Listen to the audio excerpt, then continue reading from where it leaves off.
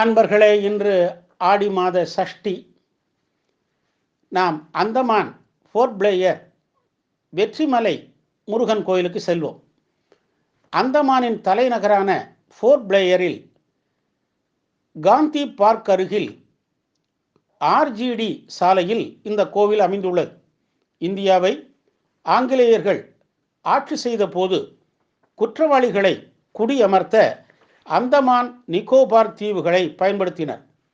அங்கு உள்ள ரோஸ் தீவு ஆங்கிலேயரின் தலைமை அகமாக இருந்தது. இங்கு பணிபுரிய இந்தியர்கள் வேலைக்காக வந்தவர்களில் தமிழ் குடும்பங்கள் பல இருந்தன. அவர்கள் ஒன்று சேர்ந்து ரோஸ் தீவில் ஒரு பிள்ளையார் கோவிலை அமைத்து வழிபட்டு வந்தனர். ஒரு நாள் பூஜையின் போது ஒரு தொழிலாளி ஆவேசம் வந்தபடி முருகனுக்கு கோவில் கட்டுமாறு கூறினார். 1926ஆம் ஆண்டு முருகன் கோவில் கட்டப்பட்டது. 1933ஆம் ஆண்டில் அது முழுமையாக முடிந்து கும்பாபிஷேகம் செய்யப்பெற்றது.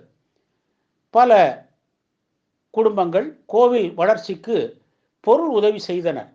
கார்த்திகை, சஷ்டி, பங்குனி உத்திரம் போன்ற நாட்களில் சிறப்பு விழாக்களும் நடந்தன.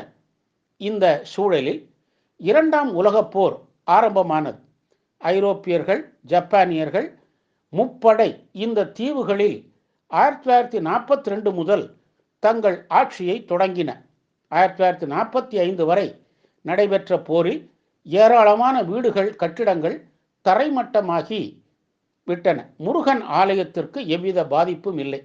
மீண்டும் ஆங்கிலேயர் வசம் இந்த தீவுகள் வந்தன.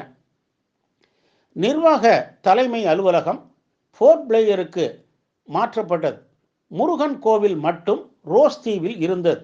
1966ஆம் வரை பக்தர்கள் படகில் சென்று ரோஸ் தீவில் முருகனை வழிபட்டனர்.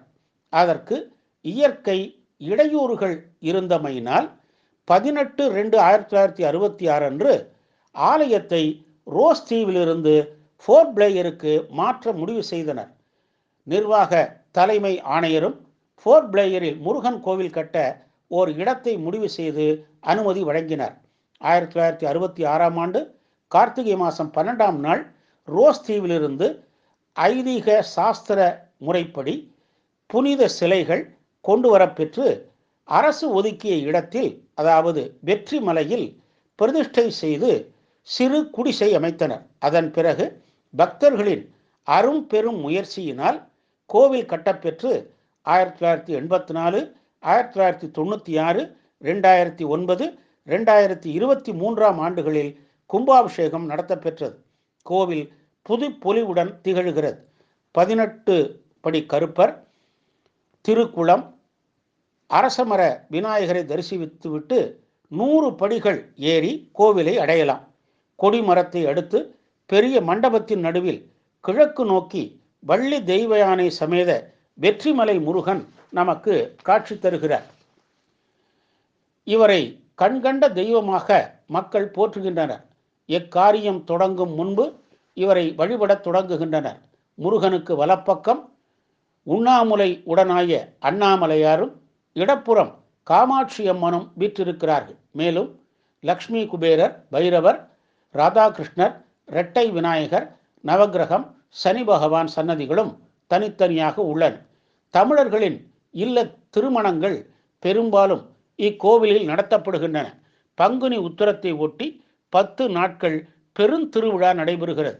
பங்குனி உத்திர நாளில் பூக்குழி, அலகு குத்துதல், பால்குடம் எடுத்து நேர்த்திக்கடன் செலுத்துகிறார்கள்.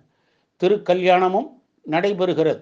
எடுத்த காரியங்கள் இனிது நிறைவேற இம்முருகனை பக்தர்கள் வேண்டுகிறார்கள். எண்ணியவற்றை அருளும் அந்தமான் போர்ட் பிளேயர் வெற்றி மலை முருகனை வணங்கி நல்லருள் பெறுவோமாக.